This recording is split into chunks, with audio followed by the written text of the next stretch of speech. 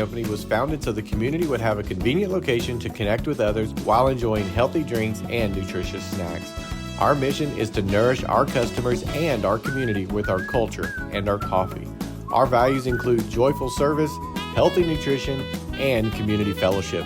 Come by and get a drink and a snack Monday through Friday, 6 a.m. to 6 p.m. and Saturdays, 7 to 6 p.m. Go Falcons!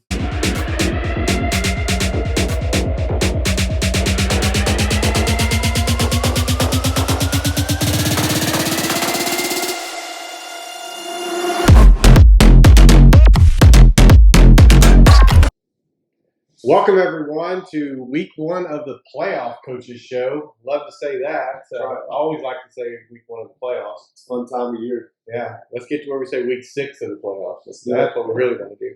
Hey, well, I'm joined with Coach Reynolds and my partner, Mark Boyette. And we're here as we great game last week, Coach. Talk a little bit about that game and kind of as you prepare for games like that and as you go throughout the game, what's kind of your thought process with the team and running plays and really getting time on the field for a lot of other players?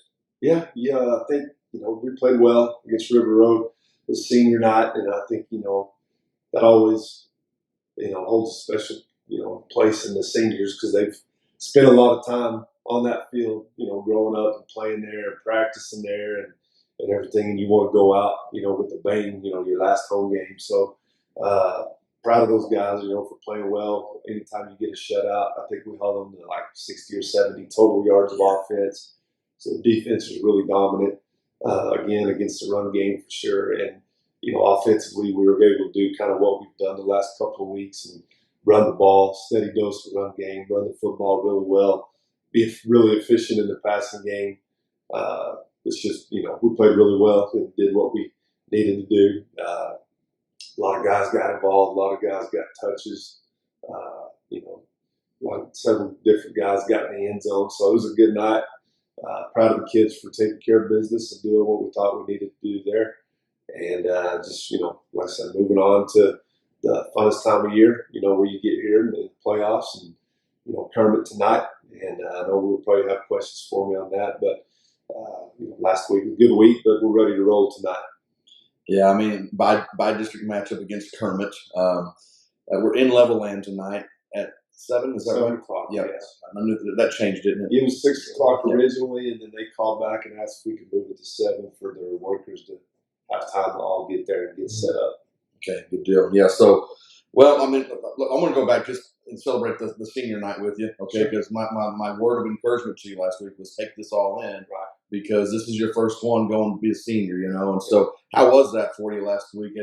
We announced. It felt like we just kept on announcing seniors from football, band, cheerleaders. The medical staff. Sure. So how was it for you last week as you got to take all that in with your son being a senior this year? Yeah, I guess I want to use the word bittersweet. Yeah. And I don't know if that's the right word or not. It's strange. It's what I told some people, just because, I don't know, you just don't ever think your kids are going to get to that point. Whether you're a coach or not, I've been through the same thing. For me, I probably said the same thing last week's show, but for me, it's for my son. I just remember all the times going with me, even when I coached in Hereford, and, just Colton being out there and around the field house as a little kid and on the bus and coming over to Bushland. And, I think he was in kindergarten when we got here. So, just being out here, being around it, and you don't think he's ever going to get to high school. And then all of a sudden it's like you look up and it's senior night. And just seeing all those boys, since the time they were in kindergarten and around them and seeing them, it's just, time flies. Well, some of them boys have been at your house multiple times. Oh, yeah. You've fed them. They've raided your pantry a few times, more than once, I guarantee it, right? Yeah. When I say bittersweet, it's, there's better things out there. Yeah. Later on in life. I don't want this to be the highlight of their life. I want it to be something they remember and have fun and great memories of. And hopefully we do everything we can to make that last as long as we can. But at the same time, you also know and hope that they have better things out in front of them and what they do and what they pursue and profession and their families and things like that. So it was a great night. Like I said, just seeing all of them go through and announcing their plans and what they're going to do it's strange though, you know. So, but there was a great senior class, big large senior class, a lot of kids participating in football and athletic training and band and cheer and volleyball and cross country and everything. There was just a big senior class that is heavily involved in extracurricular activities. Absolutely. All right. Well, let's turn our focus to tonight's game. Okay. Round 1 of the playoffs. Kermit meeting in Levelland, like I said, at 7 o'clock. What are we expecting to see from Kermit tonight as we kick off the playoffs? Yeah, you know, they're a team that I think they're going to play really hard. You know, watching them on film last week, you know, them Brownfield played, and they're playing extremely hard even last week. So in talking to their coach, I think he said, we're going to come out, we're going to play hard, we're going to fight you. And I think they're going to come out and with no pressure on them, I think, you know, and just go enjoy it and play hard. So I think we're going to get a team that is going to play extremely hard. I told the boys to be ready for everything. When you're the team that's expected to win, the underdog doesn't have as much pressure. I would expect onside kicks. I would expect fake punts. I would expect Pulling the ball out. Pull it all out. Why not? You know, Absolutely. they're a spread offense. You know, we played them 2 years ago. They were more of a run-based team. They're a spread offense. They'll run the ball still, but they'll throw the ball through some RPO, stuff like that. Get a little more multiple with their offense than just what we saw 2 years ago. It's a different head coach. So in a defense that's pretty aggressive, I would say similar to what we saw last week against River Road. We're going to get a lot of man coverage, a lot of different blitzes, just being real aggressive. So I expect to see a team that plays with no pressure. You know, from Kermit, they're not going to have any pressure on them. They're going to come out and probably give us everything they got. So I've had a lot of questions as to why is the game on Thursday? Why is the game on Thursday? Which is normal. Right. I mean, we see it all the time. But kind of talk through and give people an idea why Thursday instead of Friday. Well, there's two main reasons, I think. One is with 4 teams that make the playoffs, just the availability of stadiums is probably the main thing. You know, unless you want to end up playing in a little bitty stadium, that holds 200 people. It's going weeks back, probably to our bye week, a month ago is when I started getting on lists to try to get stadium. You start getting, if you look at where our, competition could be round 1, you got Kermit, Brownfield, Denver City, Lamesa. So you're looking at probably playing Lubbock or somewhere around Lubbock, maybe a little north, a little south of Lubbock, depending on who you're playing. But it's just availability of stadiums because there's so many games out there. When you think about all the 2A, 3A, 4A, 5A, 6A round 1 playoff matchups, how many stadiums are there between here and Lubbock that you'd really like to play at? Yeah. Plainview is pretty much it. So that list at Plainview is 8 deep. You know what I mean? Yeah. Then you start going to Lubbock.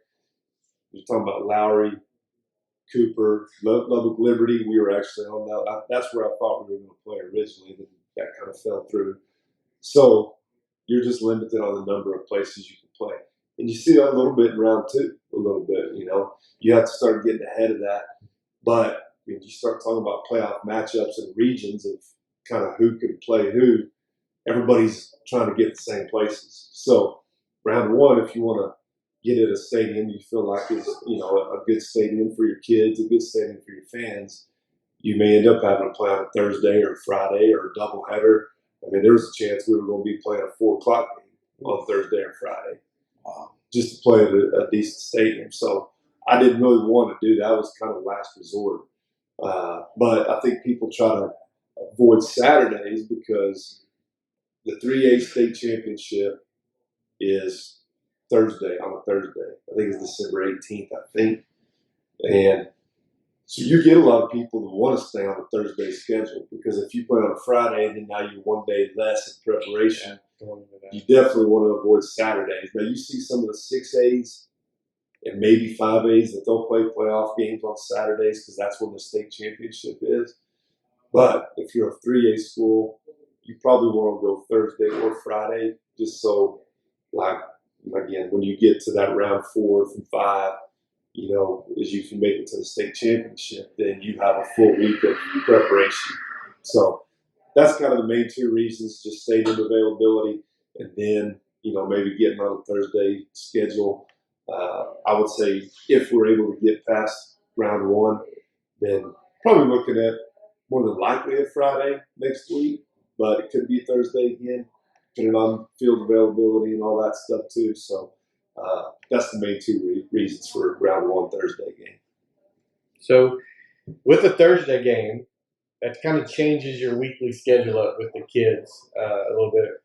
So talk to us what this week kind of looks like, kind of a shortened week. Yeah. What's the prep week look like?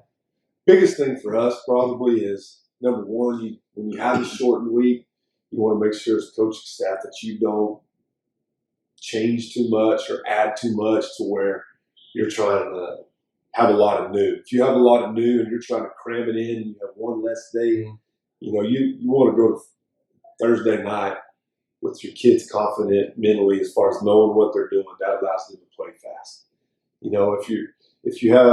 If you're not confident on what you're supposed to be doing for sure, that's when you don't play as fast because you're thinking too much. So you don't want to, as a coaching staff, you don't want to add too much. You want to get to the game where your kids feel confident about what they're doing. And other than that, for us, it just changes Wednesday. Monday's normal for us. Tuesday was pretty normal for us. Wednesday, day before the game this week. So it was kind of a combination of a normal Wednesday practice and a walkthrough. So we went out yesterday and, we didn't really bang around or anything. We had shoulder pads and helmets on, but we didn't really bang around. It was kind of a review offense, a review defense for about 10, 15 minutes each side of the ball. And then we spent a lot of time on special teams yesterday. So, it didn't really change a whole lot other than the day before the game. Normally, if we played a Friday game, Thursday, we're in grays and literal walkthrough, So we didn't go grays, and now we've got helmets and shoulder pads still, and did a little bit more than a normal walkthrough, but still didn't bring around too much. But it didn't change a whole lot for us, to be honest with you. All right, so athletic director, I'm going to ask you this, okay? Because the scheduling, because when you start looking at our volleyball team, they're playing the regional finals on Saturday, Right. And then, of course, if they win that, they'll play Monday or Tuesday of next week, more than likely. And then that state championship game is next Friday at 2. Right. If they, again, Sure. if we make it that far, does that play any part? Because I've heard like this week, Randall and Canyon are playing each other, and Canyon's like they flipped for it, Yeah. and Canyon said we're playing Thursday night. And although there's a Randall's playing tonight as well, Yes. the football team is. And so does that have any? How does that work? Is it a coin flip on when you play? If it's between the two coaches, how does that work? Yeah, it's a good problem to have. You know what I mean? And there's not a lot of folks, and with the girls, going to the state championship a lot. As I get into my conversations with these coaches in the past years, they're not having to make those same decisions almost everybody. And that's what I always tell them. I say, so here's what I need to think about. In case this happens, it's a good problem to have because it means you're both still playing. You're playing deep. So yeah, it factors in. You want to try to, do the best you can to avoid same night. The problem is we have once that, like that, but whoever you're playing, some people, they may not care. They got to do what's best for them too. Sure. And if they feel like, for example, as you look ahead a little bit, the teams that we would play next week in football, they play tomorrow night. So if you play a Thursday next week, we have one extra day of preparation for them. So they probably don't care about if we're playing volleyball or not. They want to do what's best for them. So you do try to, as much as possible, avoid conflict of same day, kind of even same night, same time type of deal. Ultimately, like I said, there's going to be conflict sometimes. That's just part of it. I always bring that up and mention that to the folks that we play. I knew, kind of talked to Jason a little bit last week about, hey, we get to this week, this round 1 for football. when do you think y'all will play? You know, is it a Thursday or Saturday? You know, with both of them playing on Tuesdays, it was more than likely they were playing Saturday, and they are. We're playing Easter Saturday, so I knew that I could go Thursday or Friday probably. Going into next week, hopefully we have this problem. Hopefully we win tonight football. Their volleyballs continue to win Saturday, Tuesday, and they're playing in the state championship. You know, that's one of those problems that I'll gladly, you know, get to that point. You know, you start looking at what can we do possibly. You know, we could maybe play on Thursday, which allows people to go on their way, go to football, then go to the state championship. We've done that before.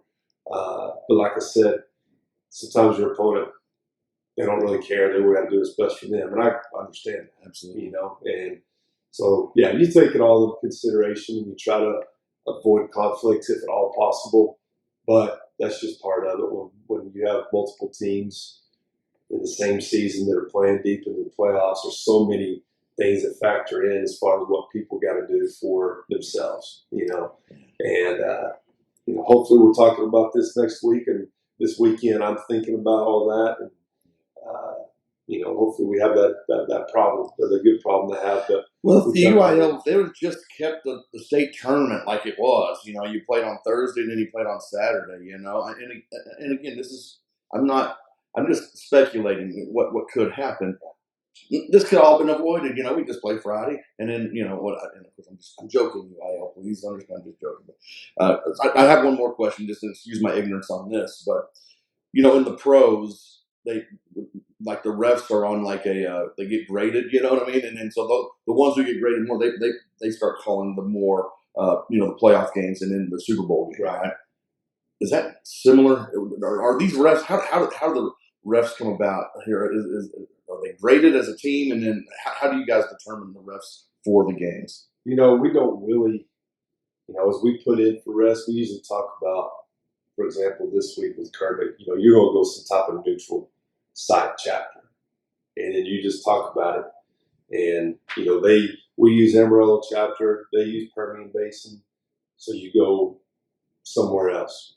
You know, you either go Lubbock or Abilene or Wichita Falls or Waco or whatever, you know, and if you can't agree on it, then you flip, or you can actually talk to the UIL and put in, and they will just randomly assign you a chapter from wherever, and you don't know where it's going to be from. So, you know, most of the time, I think, most coaches, you talk about it, and you can eventually come up with an agreement on what chapter to use. You don't really know who you're going to get. You know, if you happen to have both used a chapter and a certain crew that you both liked, you can put in a request for that. And I think they have probably their higher ranked officiating crews, you know what I mean, or more experienced officiating crews that they use and send out. I don't think they're probably going to send, you know, if it's a regional championship game and you use whoever's chapter, they're probably have a pretty good idea who their top crews are, who their lower level, less experienced crews are. They're probably not going to send one of those crews to a big time game, you know, especially the farther you get down the playoffs. Yeah. Like I said, you don't exactly know who you're going to get. We used a lot. We've used Abilene and Wichita Falls early a lot. You know, Lubbock a little bit. So we're using Abilene tonight, actually. So, yeah, you mean they kind of have their systems as far as they know who their top crews are, and we kind of know what chapters we like, you know, what we want to avoid maybe possibly.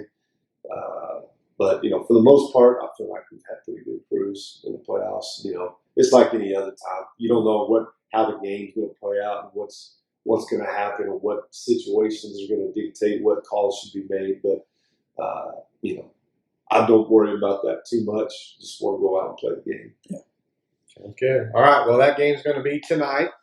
Take the 2-hour trip down there. If you can't make it, I know it's a Thursday, but if you can't make it, we'll get started probably right at 7. So NFHS is where we're going to be. So get that subscription to NFHS. It's not very much, but You'll want it anyway because you'll want it for volleyball and you'll want it for the playoffs as we continue on. Yeah, join us at 7 o'clock in FHS. We'll do a pregame show on our YouTube channel. So we'll go live at 6:30 on YouTube, and then we'll drop off about 6:50 and get ready for NFHS, and we'll go live there for the actual game. We may do a post game back on YouTube for you to do a wrap up. So just keep an eye out for those two shows. Again, those will go to YouTube for that. But the game will actually be on NFHS. So we appreciate all the fans joining us today for the Coaching Show. Coach, good luck tonight as you take on Kermit. And thanks, everyone. For Mark Boyette, this is Chris Welch, Bushland Falcon Media, where every game comes to life. Bushland Coffee Company was founded so the community would have a convenient location to connect with others while enjoying healthy drinks and nutritious snacks. Our mission is to nourish our customers and our community with our culture and our coffee. Our values include joyful service, healthy nutrition, and community fellowship. Come by and get a drink and a snack Monday through Friday, 6 a.m. to 6 p.m. and Saturdays, 7 to 6 p.m. Go Falcons!